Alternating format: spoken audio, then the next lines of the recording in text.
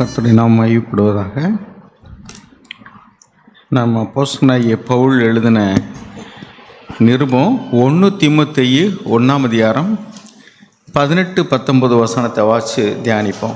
1 தீமோத்தேயு 1:18-19.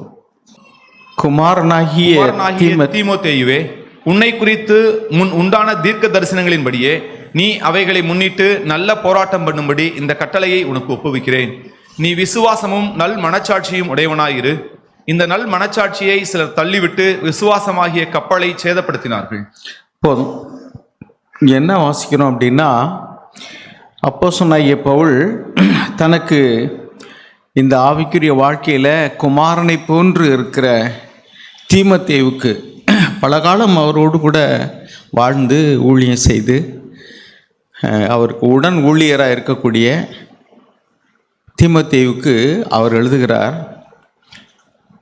நீ உன்னை குறித்து உண்டான தீர்க்க தரிசனங்களின்படியே நீ அவைகளை முன்னிட்டு நல்ல போராட்டம் பண்ணும்படி இந்த கட்டளையை நான் உங்களுக்கு ஒப்புவிக்கிறேன். இங்கிலீஷ் எழுதியிருக்கு, this command I entrust you. ஒரு கட்டளையாக நான் கொடுக்குறேன். இது என்ன அப்படின்னு சொன்னாக்கும், நீ விசுவாசமும் நல் மனசாட்சியும் உடையவனாக இரு. அப்படின்னா நல் மனசாட்சி அப்படின்னு சொல்லும்போதே நம்ம துர்மனசாட்சி அல்லது கெட்ட மனசாட்சி அப்படின்னு ஒன்று இருக்கிறதுங்கிறத நம்ம விளங்கிக்கலாம். மனிதனுக்கும் மிருகங்களுக்கும் உள்ளதான வித்தியாசம் என்னென்னா, மனிதனுக்கு மனசாட்சி இருக்குது, மிருகத்துக்கு மனசாட்சி இல்லை.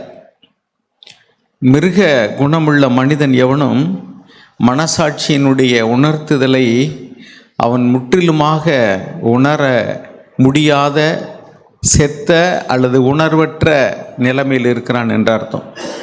ஒரு மனிதன் பாவம் செய்யும் பொழுது அந்த மனிதன் மனசாட்சியில் அவனுக்கு எந்த உறுத்துதலும் இல்லை என்றால் அந்த மனசாட்சியில் உணர்வே இல்லை.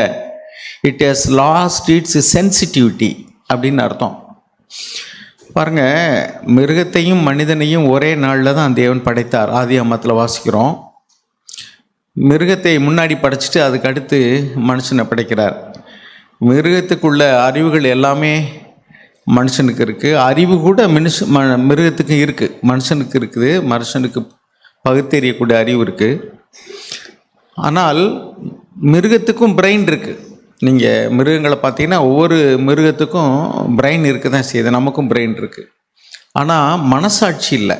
நம்ம சாதாரணமாக உலகத்தில் உள்ள சொல்லுவாங்க, மனசாட்சியே இல்லாமல் எப்படி நடந்துக்கிறீங்களே அப்படின்னு என்ன அர்த்தம்னா, there is a voice from our mind. நம்முடைய மனதில் ஒரு சத்தம், அது நம்ம கேட்குது.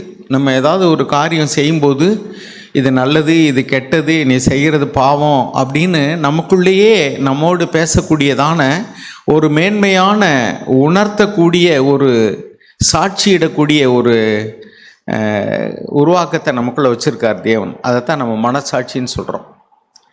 அப்போ இந்த மனசாட்சி நல்ல மனசாட்சியாகவும் இருக்க முடியும், கெட்ட மனசாட்சியாகவும் இருக்க முடியும், பலகீனமான மனசாட்சியாக இருக்க முடியும். அப்படிலாம் நம்ம வாசிக்கிறோம். வேதத்தில் சில வார்த்தைகளை நான் உங்களுக்கு காண்பிக்கிறேன். இந்த மனசாட்சி என்பது எப்படின்னா, அதை நம்ம சுத்தமாக காத்து கொள்வதற்கு ஒரு போராட்டமே போராடணும். அப்படி இல்லைன்னா அந்த மனசாட்சியினுடைய சத்தத்தை நம்ம ரிஜெக்ட் பண்ண முடியும். இங்கே என்ன வாசிக்கிறோம் அப்படின்னா, இந்த வாசித்த பகுதியிலே பாருங்கள், சிலர் அதை தள்ளிவிட்டு அப்படின்னா keeping faith and good conscience which some have rejected. நல்ல மனசாட்சி என்ன செய்யும்னா நமக்குள்ள உணர்த்திக்கிட்டே இருக்கும், நீ செஞ்சது தப்பு, இப்போ நீ பேசினீல அது தப்பு, இப்படி நீ செஞ்சுருக்கக்கூடாது, இது பாவம், அப்படிலாம் நமக்குள்ள ஒரு உணர்த்துதல் இருக்கும். அதை நம்ம சுத்தமாக காத்துக்கொள்ளணும்னா, இப்போ அழுக்கு இருக்குன்னா என்ன செய்வோம், அதை கழுவுவோம், அதை சோப் போட்டு துவைப்போம், அப்போ அது சுத்தமாகுது. அதே மாதிரி நமக்குள்ளே அந்த உணர்த்துதல் வந்த உடனே, அந்த சத்தம் கேட்ட உடனே நம்ம மன்னிப்பு கேட்டோ அல்லது அதை சரி செய்து கொள்ளும் பொழுது அந்த மனசாட்சி சுத்தமாயிடுது. இப்போ நம்ம பாவம்னு நமக்குள்ளே மனசாட்சியில் உணர்த்தி வைக்கப்படுறோம் அப்படின்னா உடனே நம்ம சாரி மன்னிச்சுக்குங்க அப்படின்னு சொல்லி மன்னிப்பு கேட்கும்போது இப்பொழுது அந்த அந்த மனசாட்சியை கரைப்படுத்தக்கூடிய அந்த கேட்டிலிருந்து நம்ம விடுதலை ஆகிடுறோம். ஆண்டவருக்கு விரோதமான ஆண்டவர்கிட்ட மன்னிப்பு கேட்குறோம், மனிதர்களுக்கு விரோதமான மனிதர்கள்ட்ட மன்னிப்பு கேட்குறோம். இப்படி தான் சுத்த மனசாட்சி காத்துக்கொள் அப்படின்னா, விசுவாசத்தையும் சுத்த மனசாட்சியும் காத்துக்கொள், நீ காப்பாற்றிக்க. அதுக்காக ஒரு நல்ல போராட்டத்தை, விசுவாசத்தின் நல்ல போராட்டத்தை போராடு. அது ஒரு போராட்டம். அப்படி போராடாமல் அதை காத்துக்கொள்ள முடியாது. அப்புறம் சிலர் அதை தள்ளி விட்டார்கள். அந்த மனசாட்சியினுடைய சத்தத்தை சிலர் ரிஜெக்டட், அதுக்கு ஒன்று இக்னோர் பண்ணிடுறது, அதை கண்டுகொள்றதில்ல. ஸோ அப்போ மனசாட்சியில் நம்ம ஏதாவது ஒரு காரியத்தை கொடுத்து உணர்த்து வைக்கும்போது போய் மன்னிப்பு கேளு, இதை திரும்ப கொடுத்துரு, இதை செய்யாத, முன்னக்கூடியே நமக்குள்ள மனசாட்சியின்படி தேவன் நமக்குள்ளே பேசுகிறார். அப்போ அதை நம்ம சத்தத்துக்கு செவி கொடுக்காமல் இருக்கும்போது, செய்யும்போது செய்யாமல் இருக்கிறது. இப்போ பாவத்தில் 5 விதமாக பாவம் செய்ய முடியும்னு பிரதர் சாக் சொல்லுவார். ஒன்று என்னென்னா, we can sin by deed, அதாவது கிரியைகள்னால நம்ம பாவம் செய்ய முடியும். நம்ம செய்யக்கூடிய செயல்களில் தேவனுக்கு விரோதமான அல்லது மனிதர்களுக்கு விரோதமான, தேவனுடைய பிரமாணங்களுக்கு விரோதமான கட்டளைகளை நாம் கீழ்ப்படியாமல் போகும் பொழுது அது பாவம். அப்போ அது செயலில் செய்யக்கூடியதான பாவம். இன்னொன்று என்னென்னா, வார்த்தையினால் செய்யக்கூடிய பாவம், சின்ஸ் பை டீட், வேர்ட்ஸ். நம்ம பேசக்கூடிய வார்த்தையில் கூட்டி குறைச்சி பேசுகிறது, வீணான பேச்சு பேசுகிறது, குற்றப்படுத்தி பேசுகிறது, புறங்கூறுறது, இதெல்லாம் நம்ம வார்த்தையினால் செய்யக்கூடிய பாவங்க, சின்ஸ் பை வேர்ட்ஸ். அப்புறம் சின்ஸ் பை தாட்ஸ், நம்முடைய சிந்தனையில் அசுத்தமான சிந்தனைகளுக்கு இடம் கொடுக்கறது, பாலிய இச்சைகளுக்கு இடம் கொடுக்கறது, ஒழுக்கக்கேடான சிந்தனைகளுக்கு இடம் கொடுக்கறது, அப்புறம் பெருமையான எண்ணங்கள், பொறாமையான எண்ணங்கள், பழி வாங்கக்கூடிய எண்ணங்கள், இப்படியெல்லாம் நமக்குள்ள சிந்தனையில் நாம் ஆண்டவர் உணர்த்தும் பொழுது அதுக்கு கீழ்ப்படியாமல் போடும்போது அது சிந்தனையில் செய்யக்கூடியதான பாவங்கள், சின்ஸ் பை தாட்ஸ். அப்புறம் என்னென்னா சின்ஸ் பை ஆட்டிடியூட்ஸ். அப்படின்னா நாம் நம்முடைய சக மனிதர்கள் மேல் வைத்திருக்கக்கூடிய அபிப்பிராயங்கள், ஒருத்தரை கெட்டவன் நினைக்கிறது, மட்டமாக நினைக்கிறது, அவங்கள தரக்குறைவாக நினைக்கிறது, மதிக்காமல் போகிறது, அவங்கள ஒரு அருவருப்பானவர்களாக, தீண்டத்தகாதவர்களாக அல்லது தரம் தாழ்ந்தவர்களாக நினைக்கிறது, இதெல்லாம் அவர் ஆட்டிடியூட் டுவார்ட்ஸ் அவங்கள் மேலே நம்ம வைத்திருக்கிறதான அபிப்பிராயங்கள் மூலமாக, மன அபிப்பிராயங்கள் மூலமாக நாம் செய்யக்கூடிய பாவங்கள், சின்ஸ் இன் தி ஆட்டிடியூட். சரி, அதுக்கடுத்து என்னென்னா சின்ஸ் பை மோட்டிவ்ஸ். நம்ம ஒரு செயல் நல்ல செயலாக கூட இருக்கும், ஆனால் அது செய்யக்கூடிய நோக்கம், இன்டென்ஷன், அது என்னென்னா, இப்போ உதாரணத்துக்கு தெரு கூட்டுறோம், உதாரணத்துக்கு வச்சுங்களேன், தெருவு கூட்டுறோம், அல்லது சர்ச்சில் கூட நீங்கள் டாய்லெட்டை கழுவலாம். ஆனால் அதை செய்யும்போது நம்முடைய நோக்கம் மற்றவர் நம்மளை பார்க்க மாட்டாங்களா, நாம் எவ்வளவு தாழ்மையாக இருக்கிறோம்னு நினச்சிக்கிற மாட்டாங்களா, அல்லது ஒருத்தருக்கு உதவி செஞ்சுட்டு மற்றவங்க என்னை ரொம்ப ஒரு பரோபகாரி, இறக்க குணமுள்ள ஒரு உதவி செய்யக்கூடிய நபர் அப்படின்னு நம்மளை மெச்சிக்கொள்ளணும். அப்படின்னா ஒரு செயலை என்ன நோக்கத்தோடு கூட செய்கிறோமோ அந்த உள் நோக்கத்துக்கு பேர் தான் மோட்டிவ் அல்லது இன்டென்ஷன்ஸ், உள் நோக்கம். அப்போ நான் இப்போ 5 விதமான பாவங்களை சொன்னேன். ஒன்று, செயல்களினால் செய்யக்கூடிய பாவம், செய்யுங்கிறத செய்யாமல் விட்டால் பாவம், செய்யாதேன்னு சொல்கிறது செஞ்சால் பாவம், இது செயல்களில் செய்யக்கூடிய பாவம். அப்புறம் வார்த்தையினால் செய்யக்கூடிய பாவம், மிகைப்படுத்தி பேசுறது, கூட்டி குறைச்சி பேசுறது, குற்றப்படுத்தி பேசுறது, புறங்குறி பேசுறது, பொய் பேசுறது, பொய் சாட்சி சொல்கிறது, இப்படி வார்த்தைகள்னால செய்யக்கூடிய பாவம். அப்புறம் சிந்தனையில் செய்யக்கூடிய பாவம், அதான் நான் விளக்கமாக சொன்னேன். சிந்தனையில் பாலி இச்சைக்குரிய சிந்தனைகளுக்கு இடம் கொடுக்கறது, பொருளாசைக்குரிய சிந்தனைகளுக்கு இடம் கொடுக்கறது, அப்புறம் பொறாமை, பெருமை, மேட்டுமையான சிந்தனைகள், இதெல்லாம் சிந்தனையில் செய்யக்கூடிய பாவம். அது வெளியில் யாருக்குமே தெரியாது. முதல்ல சொன்ன 2 தான் வெளியரங்கமாக தெரியும். 3வது 4வது 5வது காரியங்கள் எல்லாம் இருதயத்துக்குள் நடக்கிறது. அவர் தாட்ஸு, அப்புறம் ஆட்டிடியூட்ஸ், சக மனிதர்கள் மேல் நம்ம வைத்திருக்கிறதான அபிப்பிராயங்கள், ஒருத்தர் மட்டமாக நினைக்கிறது, தரக்குறைவாக எண்ணுவது, இதெல்லாம் நம்முடைய சிந்தனையில் எழும்பக்கூடியதான பாவங்கள். எவ்வளோ பெரிய மனுஷனாக இருந்தாலும் தாழ்மையுள்ளவனாக இருந்தால், சமீபத்தில் ஒரு கிளிப் மெசேஜ் பிரதர் சாக்னுடைய இதை நான் பார்த்து நிறைய பேருக்கு அனுப்பினேன். அது என்னென்னா, நீங்கள் எவ்வளவுக்கு ஆவிக்குரிய வாழ்க்கையில் வளர்ந்திருந்தாலும் சரி, பெரியவங்களாக இருந்தாலும் சரி, மற்ற மனிதர்களை நீங்கள் அற்பமாக எண்ணும் பொழுது, அவளுக்கு உரிய மரியாதை கொடுக்காத பொழுது, நீங்கள் இன்னும் ஆவிக்குரிய வாழ்க்கையில் வளர்ச்சி அடையலை. நீங்கள் நினச்சிக்கலாம் வளர்ச்சி அடைஞ்சிருக்கீங்கன்னு. எவ்வளோக்கு எவ்வளவு நீங்கள் மற்ற மனிதர்களை மரியாதையாக நீங்கள் நினைக்க முடியலையோ, பேச முடியலையோ, அவங்கள ஒரு தரக்குறைவாக நினைக்கிறீங்களோ, அவ்வளோக்கு நீங்கள் ஆவிக்குரிய வாழ்க்கையில் வீழ்ச்சியில் தான் இருக்கீங்க, வளர்ச்சியில் இல்லை. ஏனென்றால் கிறிஸ்துவுக்குள்ளே யாரெல்லாம் வளர்ந்துருக்குறாங்களோ அவங்க யாரையும் மட்டமாக நினைக்க மாட்டாங்க, தரக்குறைவாக நினைக்க மாட்டாங்க, உரிய மரியாதை கொடுப்பாங்க. சரி, இது எல்லாமே சிந்தனையில் தான், தாட்ஸ். அதே மாதிரி நான் சொன்னது மாதிரிக்கே ஆட்டிடியூட்ஸு, மோட்டிவ்ஸு. சரி, இப்போ இது எல்லாமே நம்முடைய மனசாட்சி நமக்கு உணர்த்தும். நீ அவங்கள குறித்து இப்படி நினைக்கக்கூடாது, இப்படி பேசக்கூடாது, இப்படி சொல்லக்கூடாது. உள்ளான இருதயத்துக்குள்ளே நம்ம மற்றவங்களுக்கு இருதய கடினம் உள்ளவங்களாக இருக்கிறோம். இப்போ ஏன் இப்படி இவ்வளோ கடினம் இருதயம் உள்ளவனாக இருக்கிற, ஏன் இரக்கம் இல்லாமல் இருக்கிற, இரக்கமாக இருக்கிறோமா இல்லையாங்கிறத மனசாட்சியில் நமக்கு ஆண்டவர் உணர்த்துவார். ஆனால் இந்த மனசாட்சியினுடைய சத்தத்துக்கு நம்ம செவி கொடுக்காமல் போகும் பொழுது, ஒரு முறை சொல்கிறாரு, 2 முறை சொல்கிறாரு, 3 முறை சொல்கிறாரு. நம்ம ஆதி ஆமத்திலே வாசிக்கிறோம், இதோ நான் என்னுடைய ஆவி என்றென்றைக்கு மனிதனோடு போராடுவதில்லை, என்னால் அவன் மாம்சம் தானே. அப்போ அவர் திரும்ப திரும்ப சொல்கிறாரு, நம்ம கேட்கல, அதை நம்ம இக்னோர் பண்ணிடுறோம் அல்லது ரிஜெக்ட் பண்ணிடுறோம். அப்புறம் என்ன ஆயிரும்னா, அதுக்கப்புறம் அந்த உணர்த்துதலே இருக்காது. You will completely loose the sensitivity. அந்த உணர்வே நமக்கு இல்லாமல் போயிடும். அப்போ நம்ம மனசாட்சியில் நம்ம செத்தவர்கள் ஆயிரும், உணர்வே இல்லாமல் போயிடும். அப்புறம் எல்லா விதமான அசுத்தங்களையும் நம்ம செய்வோம், ஆனால் நமக்குள்ளே எந்த உணர்த்துதலும் இருக்காது. இந்த மனசாட்சியை நம்ம சுத்தமாக காத்துக்கொள்வதற்கு பிரயாசப்படக்கலைன்னா நிலைமை அப்படி தான் போகும்.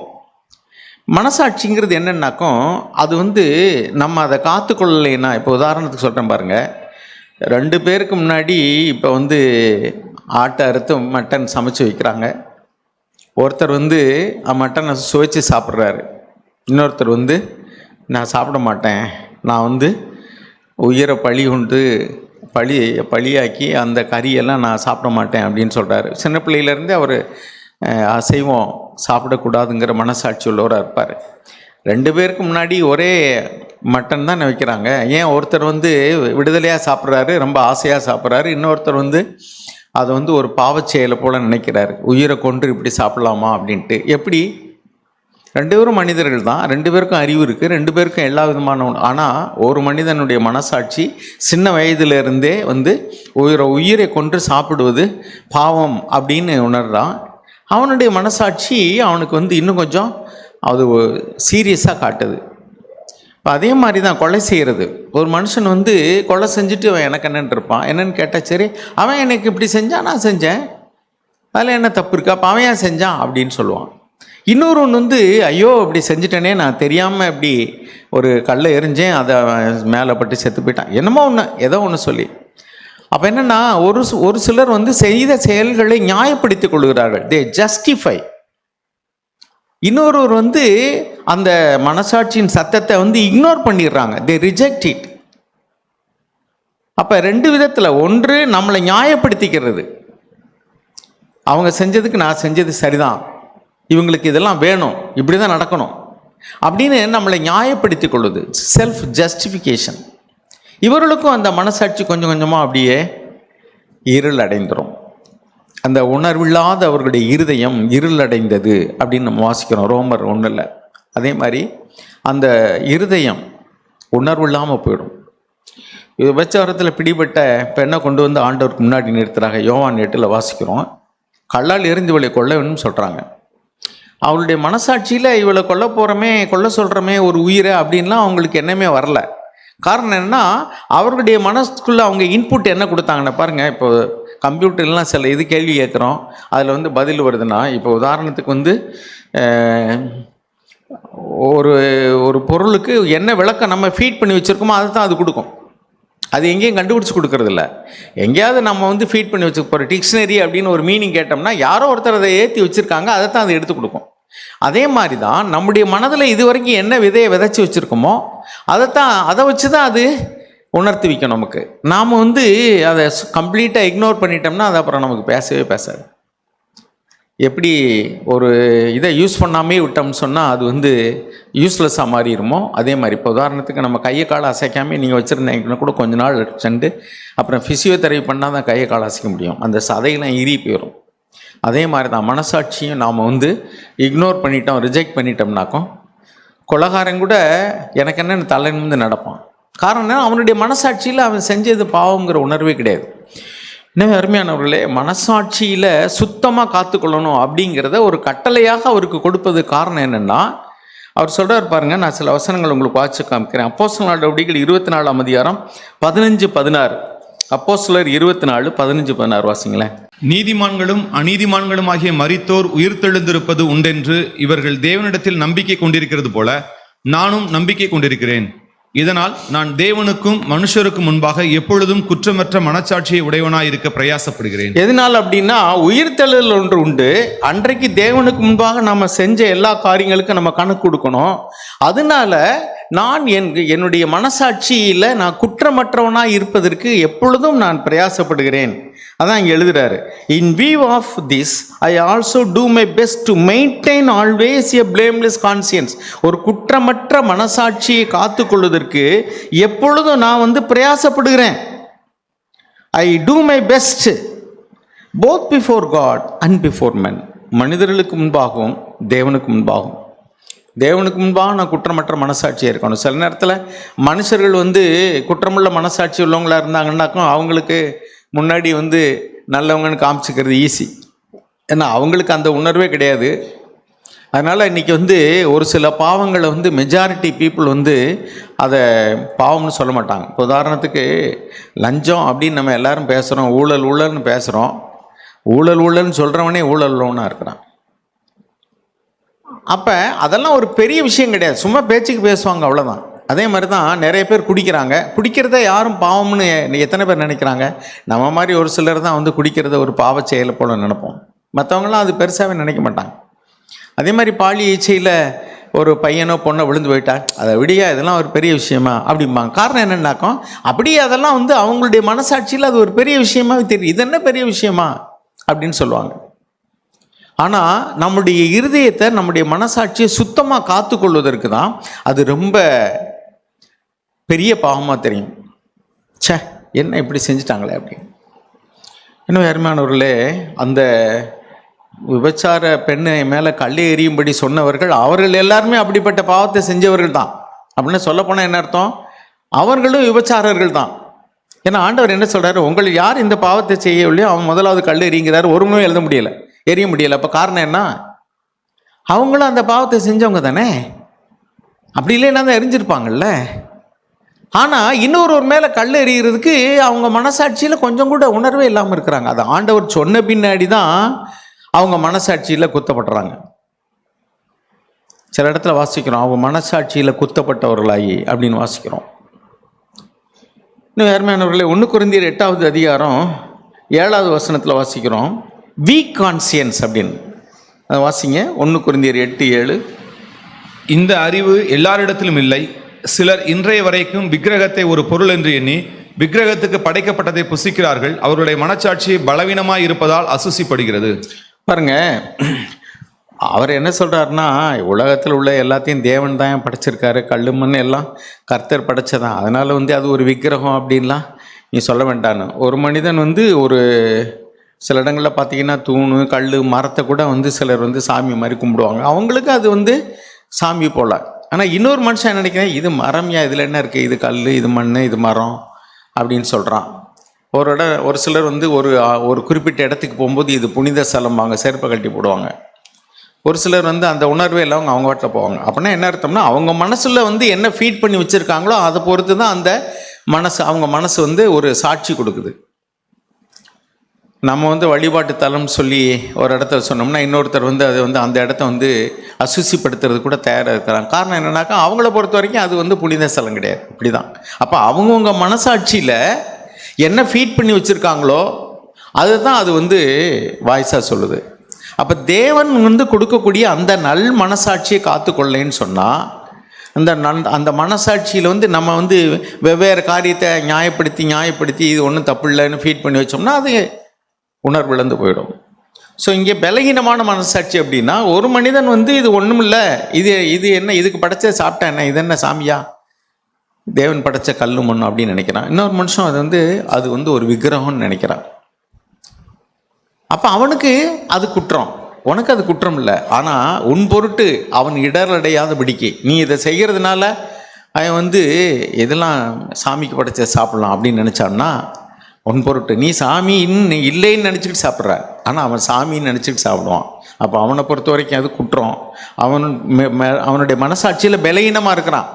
இவனை பலகீனன்னு சொல்லலை, அவனை தான் பலகீனம். ஆனால் அவன் பலகீனமான மனசாட்சி உள்ளவன் வந்து தப்பான எண்ணம் கொள்வதற்கு நீ எதற்கு இடரலாக இருக்கணும், செய்யாத அப்படிங்கிறார். அப்போ பலகீனமான மனசாட்சி, week conscious, good conscious, clear conscious, அப்புறம் வீக் கான்சியன்ஸ், இப்படிலாம் நம்ம வந்து வாசிக்கிறோம். இப்போ முதல்ல 1 தீமோத்தேயு 1:18-19 என்ன வச்சோம், சுத்த மனசாட்சி விசுவாசமும் நல் மனசாட்சியும் உள்ளவனாக இருங்கிறாரு. இங்கே வந்து நான் வந்து குற்றமற்ற மனசாட்சி உள்ளவனாக இருக்கிறேன்னு சொல்கிறாரு. இன்னொன்று இதில் 1 தீமோத்தேயு 1:5 வாசிங்க. 1 தீமோத்தேயு 1:5. கற்பனையின் பொருள் என்னவெனில், சுத்தமான இருதயத்திலும் நல் மனச்சாட்சியிலும் மாயமற்ற விசுவாசத்திலும் பிறக்கும் அன்பே. எத்தனையோ உபதேசங்கள்லாம் இருக்குது. இதனுடைய கருப்பொருள், அதாவது இன் ஷார்ட் சுருக்கமாக சொல்லணும்னா என்ன அர்த்தம் அப்படின்னாக்கும், கற்பனை இத்தனை உபதேசங்களுக்கும் என்ன அர்த்தம்னா சுத்தமான இருதயம், நல்ல மனசாட்சி, மாயமற்ற விசுவாசம், இதில் பிறக்கக்கூடிய அன்பு தான். அப்போ அன்பு தான் எல்லாத்துக்கும் மூலம். என்னென்னா அன்பு, தேவன் பேரில் வைக்கும் அன்பு, மனுஷனுக்கு சக மனிதர்களுக்கு நம்ம காட்டக்கூடிய அன்பு, இதுதான் கருப்பொருள். அந்த அன்பு வந்து எப்போ வந்து மாயமற்ற விசுவாசத்திலும் நல்ல மனசாட்சியிலும் சுத்த இருதயத்திலும் பிறக்குதோ அந்த அன்பு தான் சுத்தமான நல்ல அன்பாக இருக்கும். இல்லைன்னா அன்புலேயுமே நம்ம பாரபட்சம் உள்ளவங்களாக இருப்போம், மனுஷியமாக அன்பு கூறுறவங்களாக இருப்போம். ஸோ கரைபடாமல் இருக்கணும்னா இது ரொம்ப முக்கியம் அப்படின்னு சொல்கிறார். That is the goal of our instruction. It is love, அன்பு தான். ஆனால் அது நல் மனசாட்சியிலேருந்து வரக்கூடியதாக இருக்கணும், சுத்த இருதயத்திலேருந்து வரக்கூடியதாக இருக்கணும். அப்போ சுத்த இருதயத்தையும் நல்ல மனசாட்சியும் காத்துக்கொள்வதற்கு ஒரு பெரிய போராட்டமே நமக்குள்ளே நடந்துக்கிட்டே இருக்கும். அப்போ one who listens to the voice of conscience, மனசாட்சியின் சத்தியத்துக்கு செவி கொடுக்குறவங்க தங்களை சுத்திகரித்துக் கொள்கிறார்கள். உடனுக்குடன் மன்னிப்பு கேட்குறாங்க, உடனுக்குடன் சரி பண்ணுறாங்க. இது உனக்குள்ளது இல்லை, நீ எடுத்து வந்து திருடு கொண்டு கொடுத்துரு அப்படின்னாக்கும் இந்தாங்க சாரி அப்படின்னு சொல்கிறாங்க. ஒரு ₹1 வந்து கடைக்காரங்க கூட கொடுத்துட்டா கூட ஐயோ சொல்லாமல் கொண்டு வந்துட்டமேன்னு கொண்டு போய் சாரிங்க ₹1 கூட கொடுத்துட்டீங்க. ஆனால் இன்னொருத்தர் வந்து இதில் என்ன இருக்குது, ₹1 கொண்டு திருப்பி கொடுத்துக்கிட்டு அப்படின்பாரு. அவருடைய மனசாட்சிக்கு அது வந்து குற்றமாக தெரியலை. அப்போ யாரெல்லாம் வந்து இப்படி தங்களை சுத்திகரித்துக் கொள்கிறார்களோ அவர்கள் தான் தேவனுக்கு முன்பாக அந்த முதலாம் உயிர்த்தெழுதலில் பங்கு பெறுவதற்கு தகுதி உள்ளவர்கள் அப்படின்னு வேதத்தில் வாசிக்கிறோம். வெளிப்படுத்தின விசேஷம் 20:5-6 படித்து பார்த்தீங்கன்னா முதலாம் உயிர்த்தெழுதலுக்கு பங்குள்ளவர்கள் எழுதியிருக்கோம். அவர்கள் தான் ஆண்டவராக இயேசு கிறிஸ்துவோடு கூட 1000 வருஷம் அரசாட்சியில் பங்கேற்பார்கள். என்ன இரண்டாவது எல்லாருக்கும் உள்ள உயிர்த்தெழுதல் இருக்குது. இங்கே பாருங்கள், முதலாம் உயிர்த்தெழுதலுக்கு பங்குள்ளவன் பாக்கியவானும் பரிசுத்தவானுமாக இருக்கிறான். இவர்கள் மேல் 2ஆம் மரணத்திற்கு அதிகாரம் இல்லை. இவர்கள் தேவனுக்கும் கிறிஸ்துவுக்கும் முன்பாக ஆசாரியராக இருந்து அவரோடே கூட 1000 வருஷம் அரசாளுவார்கள். இந்த முதலாம் உயிர்த்தெழுக்கு யார் பங்குள்ளவர்கள் அப்படின்னா, பவுல் சொல்கிறார்ல, அவர் உயிர்த்தெழுதலில் பங்கு பெறுவதற்கு தகுதியுடையவளாக இருப்பதற்கு நான் வந்து சுத்த மனசாட்சி உள்ளவனாக இருக்கிறேன். ஆக அருமையானவர்களே, நம்ம வந்து எவ்வளோ நாள் சபையில் இருந்தாலும் சரி, நம்முடைய இருதயத்தில் நம்முடைய மனசாட்சியில் சுத்தமாக காத்துக்கொள்வதற்கு உடனுக்குடன் வந்து அந்த சத்தத்துக்கு செவி கொடுத்து போய் மன்னிப்பு கேட்கணும். எத்தனையோ பேர் வந்து இன்றைக்கி அதில் என்ன எழுதியிருக்கு பாருங்கள், அந்த 24:16, இதனால் நான் தேவனுக்கும் மனுஷருக்கும் முன்பாக எப்பொழுதும் குற்றமற்ற மனசாட்சி உடையவனாக இருக்க பிரயாசப்படுங்க. எதனால்? அதுக்கு முன்னாடி இருக்கு 15, நீதிமான்களும் அநீதிமான்களுமாகிய மரித்தோர் உயிர் தெழுந்திருப்பது உண்டென்று இவர்கள் தேவனிடத்தில் நம்பிக்கை கொண்டிருக்கிறது போல நானும் நம்பிக்கை கொண்டிருக்கிறேன். எனக்கு என்ன நம்பிக்கை இருக்குன்னா, உயிர்த்தெழுதல் உண்டு. அந்த உயிர்த்தெழுதலே முதலாம் உயிர்த்தெழுதல், 2ஆம் உயிர்த்தெழுதல்னு இருக்குது. அப்போ யார் வந்து விசுவாசம் நல் மனசாட்சி உள்ளவங்களாக இருப்பாங்களோ, கிளியர் கான்சியன்ஸ், பிளேம்லெஸ் கான்சியன்ஸ், குற்றமற்ற மனசாட்சி, சுத்த மனசாட்சி, நல்ல மனசாட்சி இப்படி இருக்காங்களோ அவங்க தான் தேவனுடைய முதலாம் உயிர்த்தெழுதலில், ஆண்டவர் நமக்கு வச்சிருக்கிற முதலாம் உயிர்த்தெழுதலில் பங்கு பெற முடியும். இன்னொரு வசனத்தை வாசிப்போம். 2 தீமோத்தேயு 1:3, அவர் சொல்கிறாரு, இந்த நல்ல மனசாட்சியிலையோட நான் தேவனுக்கு சேவகம் பண்ணுறேங்கிறார். வாசிங்க. நான் இரவும் பகலும் இடைவிடாமல் என் ஜெபங்களில் உன்னை நினைத்து உன் கண்ணீரை ஞாபகம் பண்ணி சந்தோஷத்தால் 2 தீமோத்தேயு 1:3. அடுத்து வாசிங்க. உன்னிலுள்ள மாயமற்ற விசுவாசத்தை நினைவு கூறுகிறதினால் என் முன்னோர்கள் முதற்கொண்டு சுத்த மனச்சாட்சியோட ஆராதித்து வரும் தேவனை நான் ஸ்தோத்திரிக்கிறேன். சரி, அது கொஞ்சம் வசனம் அடுத்து வருது. என் முன்னோர்கள் முதற்கொண்டு சுத்த மனசாட்சியோடு ஆராதித்து வரும் தேவனை நான் ஸ்தோத்திரிக்கிறேன். அப்போ மனசாட்சியை குறித்து நம்ம எவ்வளோ பார்க்குறோம் பாருங்கள். அப்போ நம்மளும் சுத்த மனசாட்சியை காத்துக்கொள்வதற்கு நமக்கு பிரயாசப்படணும். அருமையானவர்களே, 1 யோவான் 3வது அதிகாரம் 20வது வசனம் வாசிப்போம். 1 யோவான் 3:20. நம்முடைய இருதயமே நம்மை குற்றவாளிகளாக தீர்க்குமானால் தேவன் நம்முடைய இருதயத்திலும் பெரியவராய் இருந்து சகலத்தையும் அறிந்திருக்கிறார். அப்போ நம்முடைய இருதயமே, நம்முடைய மனசாட்சியே நம்மளை குற்றப்படுத்துது, நீ செஞ்ச தப்பு அப்படின்னு. பாருங்கள், கொலைகாரன் ஒரு மனுஷனை கொலை செஞ்சுட்டு பணம் இருந்துச்சுன்னா சட்டத்துக்கு முன்னாடி வாதாடி தன்னை நிரபராதி என்று வெளியே விடுவான். ஆக மனிதருடைய பார்வையில் அவன் குற்றமற்றவன். கோர்ட்டுக்கு நீதிபதிகள், உலக நீதிபதிகளுடைய முன்பாக அவன் குற்றமற்றவன். ஏன்னா சரியான சாட்சி இருந்திருக்காது, அல்லது குறுக்கு வழியில் போய் எங்கெங்கேயோ ஆளுகளை தன்னை கட்டி சரி பண்ணிடுவாங்க. லஞ்சம் வழக்கில் மாட்டினவன் நிரபராதின்னு வந்துடுவான், வெடி போட்டு கூட கொண்டாடுவாங்க. அதே மாதிரி கொலை வழக்கில், கற்பழிப்பு வழக்கில், இன்னும் எத்தனையோ வழக்குகளுக்கு சாட்சி இல்லைன்னு வரும். ஏன்னா சில பாவங்களை யாரும் சாட்சி இருக்கும்படி செய்ய மாட்டாங்க, பப்ளிக்கில் செய்ய மாட்டாங்க. சில இதுகளுக்கு சாட்சி சொல்ல முன் வர மாட்டாங்க. ஒரு பெரிய ரவுடி ஒரு தப்பு பண்ணான்னா சரி, அவன் மிரட்டுவான், உன்னையும் கொண்டுருவான்டான்ட்டு. இவன் போய் கோர்ட்டில் சாட்சியே சொல்ல மாட்டாங்க. அப்போ அவங்க மனிதருடைய நீதிமன்றத்தில் அவர்கள் நிரபராதின்னு வெளியே வந்துடுவாங்க. ஆனால் அவர்களுக்கு தேவன் அவனுக்கு கொடுத்ததான மனசாட்சியில் அவன் அப்படியே அது அவனை பாதிச்சுக்கிட்டே இருக்கும். ஆனால் அப்பொழுதும் அவன் போய் மன்னிப்பு கேட்கவோ அதை ஒத்துக்கொள்ளவோ சரி செய்யவோ அவன் தயார் இல்லைன்னு வச்சுங்களேன். அப்படியே அது இருள் அடைஞ்சு போயிடும். அப்போ கொஞ்சம் கூட அது உணர்வே இல்லாமல் போயிடும். அதுக்கடுத்து துணிகரமாக பாவம் செய்வான். அவனுக்கு நரகமாகி ஆக்கினை தீர்ப்பு தான். மனசாட்சியில் குத்தப்படுதல் அப்படின்னு நம்ம வாசிக்கிறோம். சில இடத்துல மனசாட்சியில் குத்தப்பட்டு, அவருடைய மனசாட்சியில் குத்தப்பட்டு அப்படின்னு வாசிக்கிறோம். அருமையானவர்களே, நம்ம மனசாட்சியில் அந்த உணர்வற்றவர்களாக இருந்தோம்னு சொன்னால் அதுக்கப்புறம் பிரிக்கிங் இன் த கான்சியன்ஸ், ஒரு மனசாட்சி நமக்குள்ளேயே அப்படி குத்திக்கிட்டே இருக்குது அப்படின்னு சொல்லுவாங்கள்ல. இப்போ உதாரணத்துக்கு இப்படி வச்சுங்களேன், யூதாஸ் காரியத்தை இயேசு கிறிஸ்துவை காட்டி கொடுத்தார், பணம் வாங்கிட்டு தான் காட்டி கொடுத்தார். அவர் முன்னக்கூடியே பேசி நான் காட்டி கொடுக்குறேன், நீங்கள் என்ன தருவீங்கன்னு கேட்டு அப்படி தான் காட்டி கொடுத்தார். அப்போல்லாம் அவருடைய மனசாட்சியில் கொஞ்சம் கூட அந்த உணர்வே இல்லை. ஆனால் அந்த செயல் நடந்த பின்பு ஆண்டவராக இயேசு கிறிஸ்துவ அங்கே மரணத்துக்கு ஒப்பு கொடுத்து அவங்க தண்டிக்க தீர்மானம் எடுத்த பொழுது அவர் மனசாட்சியில் அவர் குத்தப்படுறார். ஐயோ, குற்றமில்லாத இரத்தத்தை நான் காட்டி கொடுத்தேனே. அதான் மனசாட்சியில் குத்தப்படுறது. யார் அவரை தண்டிக்க போகிறா? எல்லாரும் சேர்ந்து தான் அவரை கையால் வச்சு கைக்கூலி கொடுத்து அவரை காட்டி கொடுக்க வச்சாங்க. இயேசுக்கு தண்டனை கொடுத்தாங்க. காட்டி கொடுத்து இவருக்கு யார் தண்டனை கொடுக்க போகிறா? ஒருத்தர் கொடுக்க போகிறதில்ல. அப்போ தேவன் கொடுத்ததான மனசாட்சி, மனுஷனுக்குள்ளே தேவன் வச்சிருக்கிறதான அந்த மனசாட்சி ஒரு சாட்சி மனம் சொல்லும் சாட்சி. நீ குற்றவாளி, நீ தப்பு பண்ணிட்ட, நீ இப்படி பண்ணிட்ட. அப்போ அதையும் பேசாமல் கம்முன்னு இரு அப்படின்னு இருந்தால் எல்லா குற்றவாளிகளுமா உணர்வடைகிறாங்க இல்லையே. இவர் அட்லீஸ்ட் குற்றம் செஞ்சிட்டேமேன்னு சொல்லுவாங்க. ஸோ நம்ம தேவனுக்கு முன்பாக குற்றமற்ற மனசாட்சி உள்ளவர்களாக இருப்பதற்கு எப்பொழுதும் நாம் பிரயாசப்படணும்.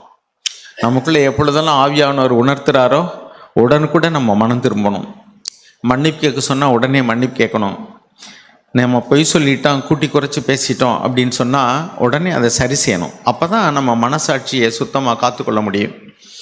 அதெல்லாம் நம்மளே நம்ம நியாயப்படுத்தி கொண்டு அவங்க இப்படி செஞ்சதுனால தான் நான் இப்படி செஞ்சேன் அப்படின்னு சொல்லி நம்மளை நியாயப்படுத்தி கொண்டோம்னு சொன்னால் அதுக்கப்புறம் கொஞ்ச நாள் கழித்து அந்த மனசாட்சியின் உணர்த்துதலே இல்லாமல் போயிடும். பைபிள் எழுதியிருக்கு, சத்தியத்தின் மேல் உள்ள அன்பை அவர்கள் அங்கீகரியாமல் போனபடியினால் பொய்யை விசுவாசிக்கத்தக்கதாக தேவன் அவர்களுக்கு கொடிய வஞ்சகத்தை அனுப்புவார். இது எங்கே நம்ம 2 தெசலோனிக்கேயர்ல வாசிக்கிறோம். அப்போ பொய்யை விசுவாசிக்கத்தக்கதாக அப்படின்னா அந்த இப்போ தீமோத்தேயுவுக்கு 2 காரியத்தை சொன்னார். நீ விசுவாசமும் நல் மனசாட்சியும் உள்ளவனா இரு அப்படின்னு. அவர்கள் பொய்யை விசுவாசிக்கத்தக்கதாக கொடிய வஞ்சகத்தை தேவன் அவர்களுக்கு அனுப்புவார் அப்படின்னு நீங்கள் வாசிக்கிறோம் 2 தெசலோனிக்கேயர் 2:12. ஏன் அப்படி அனுப்புவார்னா 11 எழுதியிருக்கு. ஏன் அப்படின்னா, ஆகையால் சத்தியத்தை விசுவாசியாமல் அநீதியில் பிரியப்படுகிற யாவருக்கும். ஒரு டிரான்ஸ்லேஷன் இப்படி எழுதியிருக்கோம், since they have said no to the truth and yes to the lie. பொய்க்கு ஆமான்னு சொல்லிட்டு உள்ளுக்குள்ளே நீ செஞ்சது தப்பு அப்படின்னு உணர்த்து வைக்கக்கூடியதான அந்த உணர்வு, சத்தியம், உண்மை, அதுக்கு அவங்க செவி கொடுக்கல. அவங்க அதெல்லாம் சும்மா கம்முன்னு கடை அப்படின்னு சொல்லும்ல. நம்ம வீட்டில் ஏதாவது நாய் குலைக்குது ஒரு மனுஷன் வரும்போது அப்படின்னா நாம் சி அப்படின்னு சொன்னோம்னா அது போயிடும். அது மாதிரி நம்ம மனசாட்சியில் நமக்குள்ள இப்படி நாய் குறைக்கிறது மாதிரிக்கே நமக்குள்ள ஒரு விசில் அடிக்கிறது மாதிரிக்கே இந்த ரெஃப்ரின்னு சொல்லுவார்ல, மனசாட்சி அப்படி தான். ஒரு விளையாட்டில் ஏதாவது ஃபவுல் அல்லது அந்த கேமுடைய ரூல்ஸ் ஏதாவது மீறிட்டாங்க அப்படின்னு சொன்னால் உடனே ரெஃப்ரி விசில் அடிப்பார். விசில் அடித்தா விளையாட்டெல்லாம் நிறுத்திடணும். அதுக்குள்ளே மாற்று இது என்னவோ திருப்பி அங்கேருந்து பந்த எத்த சொல்லுவாங்க அல்லது ஏதாவது ஒரு இது கொடுப்பாங்க, அதே மாதிரி செய்யணும். ஸோ அதுதான் கேமை நிறுத்திடணும்.